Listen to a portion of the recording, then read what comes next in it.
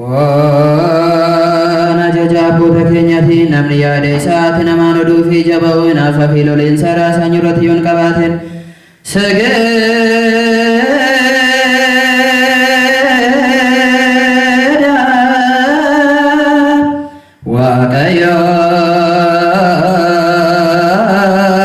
waaqayyoodha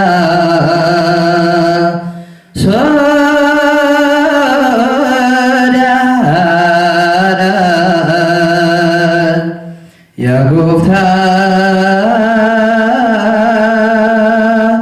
fuuldura keenya saganna si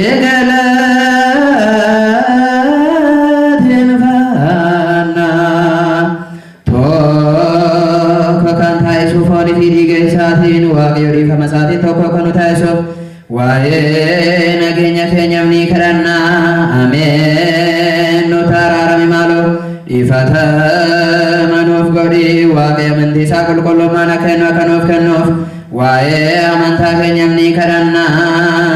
Hanga dhuma jireenya keenyatti waaqayyo tokkummaa fira qulqullootiin akka nuuf ergu waa tokkummaa keenyaaf ni kadhanna. Yeroo rakkina keenya waaqayyo ibsa dhuma hin qabne akka nuuf kennu waa obsa lubbuu keenyaaf ni kadhanna. Qulqulloota warra raajota isaa wajjin waaqayyo kan walakkaa'uuf ni kadhanna. Isaan akka isa gammachiisan nutis akka isa gammachiisnu waaqayyo tajaajilummaa isaanii akka nuuf kennuuf carraa isaanis akka nu badhaasuuf tajaajiltoota isaa kan ta'an waa'ee duuka bu'ootaaf ni kadhanna. Waaqayyo nuuf hojii wareegamummaa akka nuuf kennuuf qulqulloota kan ta'an waa wareegamtootaaf ni kadhanna. Tajaajiltoonni mana kiristaanaa isaanii waaqa isaaniif ji'oota dheeraa kan nuuf kennu muda malee qulqullummaan ta'anii beekumsa jecha amantaa akka sirreessanidha. Waa olaanaa Phaaphaasii keenya Abbaa Maatiyaas Abbaa Margooriyoos eebbifamaa kan ta'e Phaaphaasii keenya Abbaa Naatinaa'eliif ni kadhanna. Taayitaa lubummaa waaqa isaanii irraa akka fageessanitti xaafachiisuu sodaachuu hanganumaatti akka nuuf kennu dadhabbii isaanii akka fudhatuuf waa'ee lubootaaf ni kadhanna. Waaqayyo gonkumaa tajaajila ariifannaa akka isaanii kennu qulqullummaan isaanii akka dhiyaatanii fi dadhabbii isaanii fi akka yaadufis waadaa kunootaaf ni kadhanna. Tataa fi amantaa isaanii fixaan akka baasanii waaqa akka isaanii kennu waa'ee daaqonoota dubbistoota waa'ee faarfattootaaf ni kadhanna. Kadhannaa isaanii akka isaanii dhaga'uu jaalalumatti qabeenya fira qulqulluu laphee isaanii keessaa qabachuu dadhabbii isaanii akka fudhatuuf waa'ee maanguddootaa fi warra gargaarsa hin qabneef ni kadhanna. Waaqayyoon gatii qeerrummaa isaanii akka isaanii kennuuf dadhabbii isaaniis akka fudhatuuf waaqayyo ijoollee dhiiraa fi dubaraa akka ta'aniif dadhabbii isaanii akka fudhatu waa'ee qeerrotaaf ni kadhanna. Obsa isaaniitiin gatii isaanii akka fudhatanii waaqa akka isaanii kennu waa'ee namoota obsaniif ni kadhanna. Waaqayyoon qulqullummaan isaanii akka eeganiif amantii jabaa akka isaanii kennu waa'ee uummataa fi amantootaaf ni kadhanna. Carraa gaarii cubbuun ittiin haqamuu fi deebi'a dhagannaa lammaffaa dhalachuun kan ittiin argamu waaqa akka isaanii kennu chaappaa qulqulluu Sillaasee akka banyuu mallatteessan waa amantoota haaraa ta'aniif ni kadhanna.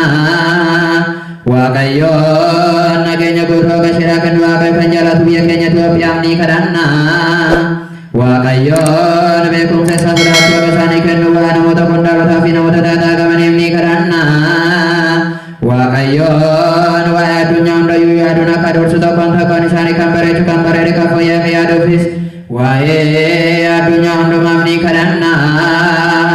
Waaqayyoon mirga dhiifamaa qabuun karaarra buusee jaalalaa fi nageenya gara mana bultii isaatti akka isaan deebisuuf waa'ee namoota galaana fi lafarra deemaniif ni kadhanna. Waaqayyoon nyaata isaanii guyyaa guyyaatti akka isaanii kennu waa'ee namoota beela'anii fi dheebotaniif ni kadhanna. Waaqayyoon gonkumaa akka isaan tasgabbeessu waa'ee namoota gaddaniif yaadaniif ni kadhanna. Waaqayyoon hidhaa isaaniirraa akka isaanii waa'ee namoota godaananiif ni kadhanna. Waaqayyoon nagaadhaan gara biyya isaatti akka isaan deebisu waa'ee namoota hidhamaniif ni kadhanna. Waaqayyoon ibsaa fi barumsa gaarii isaa akka isaanii kennu dadhabbii isaanii akka fudhatuufis waa'ee namoota godaananiif ni kadhanna.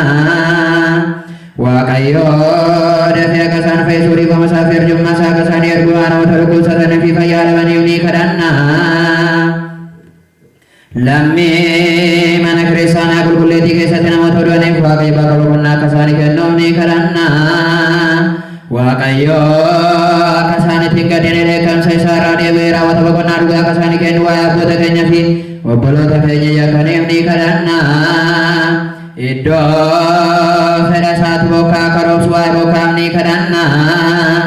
Yaa Waaqayyo bishaan lagaan oguuti jennee isaan gadaangaa isaanii fi hangalaaba isaanii taabutan jennee ni kadhanna. Waaqayyo sanyii fi sassaabdhaa akka ta'u lafaaf firii akka laatuufis waa'ee firii lafaaf ni kadhanna. Kadhannaatiin kan kadhannu kan si waaman hunduma keenya nagaatiin hafuuraan nu haa eegu. Jalalas nuuf haa kennu. Ija yaada fi labbii keenya nuuf haa ibsu. Fedha isaa ta'ee kadhannaa keenya akka fudhatuuf dhiyaanne Waaqayyoon haa kadhannu. Beeknee qabeenya isaatiin akka guddannu maqaa isaatiin akka hojjennu gurra raajotaa fi duuka bootaa irratti akka hundoofnuuf egaa fuula qulqulluun olaanaa nu dhiyaanne Waaqayyoon haa kadhannu. Jaallatee kadhannaa keenya fudhatu